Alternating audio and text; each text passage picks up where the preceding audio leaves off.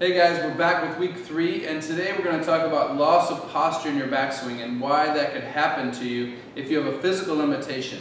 So the two things that we look at when we see a loss of posture, or if a golf instructor says, hey, my student's losing his posture on his backswing, two things we're going to look at.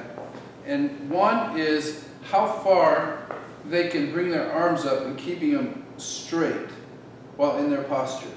So we put them on a wall and we see how far they can keep their arms up going straight. And what that does in your backswing, if you're trying to get more width in your swing or you're trying to get the club a little bit higher, if you can't do that standing in your posture and get them all the way up, then what happens is you're going to stand up. So we see when here and then lifting up. The other thing that we look at is how much shoulder rotation you can get when we do a seated shoulder mobility test. If you can't get a big turn with your shoulders, a lot of times what we'll see is called a false sense of rotation, where the golfer will lean instead of turn the shoulder. Or they can stand up because they can turn better if they're standing. So they lose their posture in the backswing. So I'm going to give you two great exercises to stretch out the muscles in here that will allow you to lift your arms higher, and also the muscles that will create more rotation for you in your backswing. This is a good stretch that you can do that'll get you a little bit more shoulder turn, and it's more dynamic. So I've showed you other exercises in the past in our off-season workout where you lay down and you do the open book to get more shoulder mobility. This is a great dynamic stretch that you can do with a golf club. So you put the golf club back here behind your head, and you're just going to get down in your posture and try to maintain your posture, and you're going to turn as far as you can. Try to not turn your hips so much, because if you don't have that mobility, most will get the shoulder turn from the lower body, and we don't want that to break down too badly. So just try and turn to your backswing, maintaining your posture.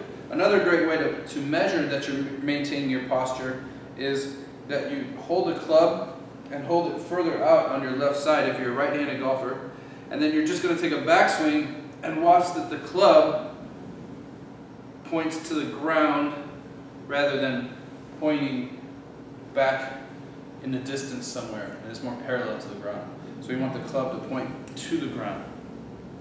So that's a great stretch that you can do, or a great drill that you can do as well, to feel more rotation in your shoulders.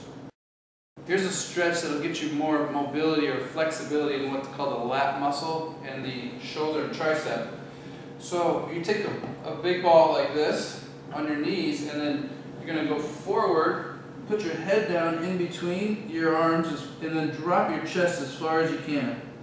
Just like this. And then once you do that, you want to hold it for about 2 breaths. And then the next thing you can do after that is you can roll and just turn your shoulders side to side. And that's going to give you a lot more mobility in these muscles that will allow for that raise of the club, or the extra width in your golf swing. So those are two great exercises that you can do if you lose your posture in the top of your backswing. I did the stretch this way. You can do 15 to 20 of these and just hold it for about 2 or 3 seconds. And then I did what we call the prayer stretch, which is where you hold your arms out with the ball and hold that for about 2 breaths. You can do that about 10 to 15 times.